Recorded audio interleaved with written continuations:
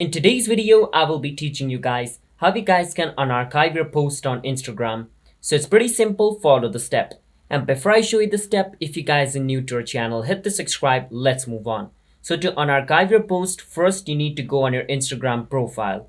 Now once you're inside your Instagram profile, click on the three line at the top right. And once you click on the three line at the top right, all these settings will open up. From all these settings, you want to go on versus archive over here. So go on archive. Now once you're inside archive at the top over here, click on it. Once you click on the top, it's going to show you all these three options. And from all these three options, you want to click on versus post archive. Once you're inside post archive, all the posts you have archived is going to be shown over here. So I only have one photo, so it's only showing me one. So to unarchive a photo, just click on the photo or the post, and right beside the post there should be a three dot. Click on the three dot and it's going to show you this over here. Now you want to click on show on profile.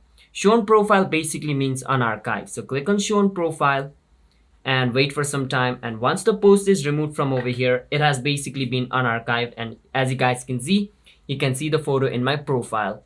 So that's how you guys can unarchive a post on your Instagram. So if you guys found our video helpful, hit the subscribe to our channel. I will see you guys in my future Instagram related video.